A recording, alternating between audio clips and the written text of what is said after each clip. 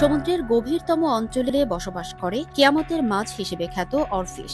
বিশ্বাস করা হয় এই মাছের দর্শন কোনো খারাপ খবর নিয়ে আসে। জাপান, মেক্সিকোর পর এবার ভারতে ধরা পড়েছে ডুমসডে ফিশ বা কিয়ামত মাছ। দেশটির তামিলনাড়ুর উপকূলে জেলেদের জালে ধরা পড়েছে এই বিরল প্রজাতির মাছ। বড়সড় ইস্পাতের চাবুকের মতো মাছটি ৩০ ফুট লম্বা।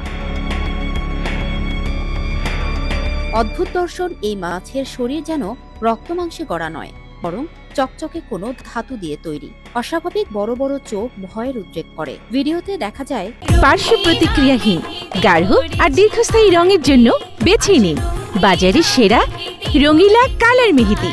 জেলেরা মাছটিকে ধরে নৌকায় তুলে পাটাতনে সাজিয়ে রাখছেন। ৮ জন জেলে মিলে মাছটির দেহটি তুলে ধরে রেখেছেন। সেই দৃশ্যটি ক্যামেরাবন্দি করা হয়েছে। চকচকে সাপের মতো চেহারা এবং লাল পাখনা স্পষ্টভাবে দৃশ্যমান হয়েছে ভিডিওতে।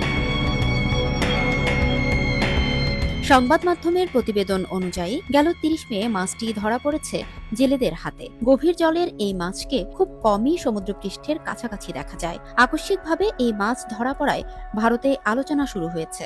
জাপানি পৌরাণিক কাহিনী অ্যাটলাস অবস্কুরার মতে গভীর সমুদ্রে বসবাস করা অরফিশকে উপকূলের অগভীর পানিতে দেখা গেলে তা ভূমিকম্প কিংবা সুনামির পূর্ব সংকেত হিসেবে বিবেচনা করা হয়।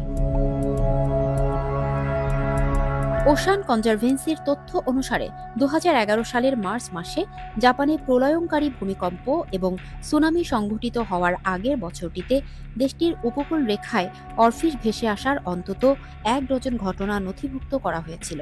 জানা গেছে, ভূমিকম্পের আগের টেকটনিক আন্দোলন অরফিশের মতো প্রজাতিগুলোকে মারাত্মকভাবে প্রভাবিত করে। এমনকি এই ধরনের কম্পনে মাছগুলোর মৃত্যুও ঘটে অনেক সময়। যখনই এই ঘটনা ঘটে তখন গভীর পানির এই মাছ উপকূলে ভেসে আসে।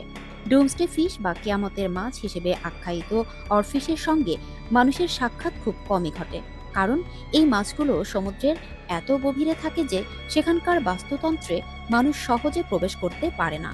ফলে এই মাছের সম্পূর্ণ রহস্য এখনও আবিষ্কার করতে পারেননি বিজ্ঞানীরা। ভারতীয় উপকূলে এই মাছ ধরা পড়ায় দেশটিতে সুনামি এবং ভূমিকম্প নিয়ে আলোচনা শুরু হয়েছে।